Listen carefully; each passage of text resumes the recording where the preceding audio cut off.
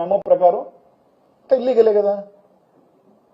దారిన పోయే డ్రోన్ వేసినాడు మాత్రం హుటాహుటిన ఎత్తుకెళ్ళి కేసు అరెస్ట్ చేశారు. దారిన పోయే ఆడవాళ్ళని ఆపుతూ చెక్కింగ్లు చేస్తూ ఇబ్బందులు గురి చేస్తూ నా గంజాయి బేసులు ఆ గంజాయి కొట్టి ఏం జరిగితే ఎవరి బాధ్యులయ్యా? గంజాయి నాశాకెక్కి తలకెక్కిన తర్వాత ఏం జరగద్దో ఏమో మన అందరికీ కూడా తెలుసు. మర్డర్లు జరిగేస్తున్నాయి, రకరకాలు జరుగుతున్నాయి. ఆ చీకట్లో సైదాపురం ప్రాంతంలో లైట్ల ప్రాంతంలో ఏమైనా మహిళలు పోవాలంటే ఈ గంజాయి బ్యాచ్ ఆగి ఆపుతా ఉంటే ఎవడు బాధ్యులు? అక్కడ కనిపించలేదా పోలీసులకి? ఇవన్నీ ఒక ఆడబిడ్డ కేసు కడితే ఇప్పుడు రెస్పాన్స్లే. వైస్ చైర్మన్, జిల్లా పరిషత్ వైస్ చైర్మన్ గా పనిచేసిన అమ్మాయి, ఆ మండలానికి జిల్లా పరిషత్ మెంబర్ గా పనిచేసిన అమ్మాయి ఇప్పుడు దిక్కులే. ఇంకెవరన్నా అడగాలంటే అడగచ్చబ్బా.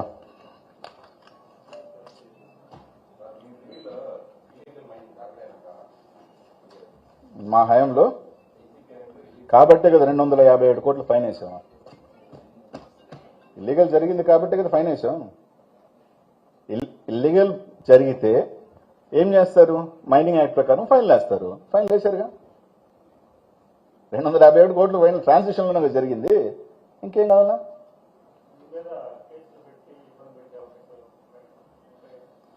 ఇంత మాట్లాడిన తర్వాత తప్పకుండా వాళ్ళ ప్రయత్నాలు వాళ్ళు చేస్తారు.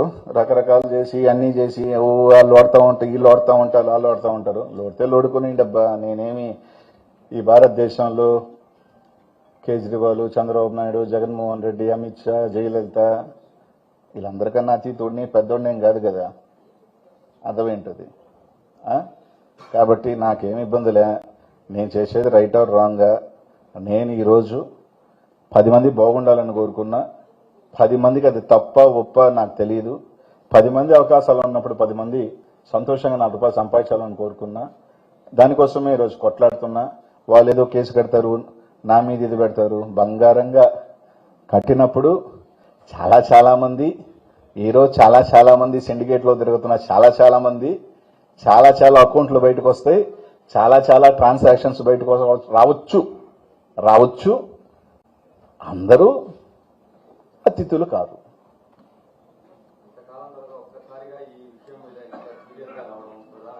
కారణం రెండే. ఒక 1 ఇయర్ నుంచి నా పర్సనల్ రీజన్స్, నేను నర్సరావుపేటకి వెళ్ళటం, ఇక్కడ నేను ఓడిపోయిన తర్వాత నాకు కొంచెం ఇదైంది. నా జిల్లాను వదిలి వెళ్ళిపోయిన తర్వాత కొంచెం నేను టైం తీసుకోవడం జరిగింది. కొంచెం ఫ్యామిలీకి కొంచెం టైం కేటాయించాలనుకున్నా. నేను అన్నకు కూడా చెప్పడం జరిగింది నన్ను మళ్ళీ అని. సరే, ఈ అన్ని గ్యాప్లో నా మీద రకరకాలు వేశారు. 1000 కోట్లు, 2000 కోట్లు, అసలు ఎంత మెటీరియల్ పోయింది, ఎంత అనే వాల్యూ తెలియకుండా మొత్తం టోటల్ కాస్ట్ ఆఫ్ మొత్తం వెళ్ళిందే 1500 కోట్ల వాల్యూ ప్రోడక్ట్ లాస్ట్ గవర్నమెంట్లో. ఆ మొత్తం అనిల్కే చిజోబిలోనే ఇచ్చేసారన్నారు. రకరకాలు రాసుకున్నా నాకేమి ఇదేం కాదు. కానీ ఈరోజు రావటానికి కారణం రెండే. 3 రీజన్స్ మేజర్. ఒకటి, ఇన్ని లీగల్ మైన్స్ రాజాగారి దగ్గర నుంచి, జింపెక్స్ దగ్గర నుంచి ఎంతో మంది 10 నెలల నుంచి వాళ్ళు తిరగని చోటు లేదు, ఎక్కని కోర్టు లేదు. ఇంతమంది జరుగుతుంటే దానికి సంబంధించి కొన్ని వేల మంది రోడ్ల మీద పడి ఇబ్బంది పడుతుంటే నేను అడిగేది కాదు, మీరు వెళ్ళి ఇంటర్వ్యూలు తీసుకోండి. కనీసం స్పందన లేదు. పెద్ద మనిషి ముసుగుల్లో వీళ్ళు మాత్రం సత్యహరిశ్చంద్రులాగా యథేచ్ఛగా ఈ విధంగా దోపిడీ చేస్తూ ఉంటే మేము మాట్లాడకుండా ఉంటే ఇది ఎంతవరకు కరెక్ట్? ప్లస్ మా నాయకుల మీద పెట్టిన కేసు ఇదేంది? ఇది అదేంది అంటున్నా.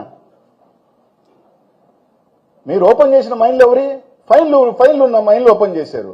ఫైన్ లేని మైన్ల మీద ఓపెన్ చేయాల. అది బలి ఎంత కదా. కోట్ల రూపాయలు ఫైన్లు కలెక్ట్ చేయకుండా వాళ్ళ మైన్లు ఓపెన్ చేశారు. ఫైన్ లేని మైన్లు మాత్రం ఈ రోజుకి ఓపెన్ చేయాల. పెద్ద మనిషి ముసుగులో మీరు చేస్తుంది ఏంది చాలా తెలియాలి కదా. అందుకే రావటం జరిగింది. What ever consequences I face నాకు తెలుసు.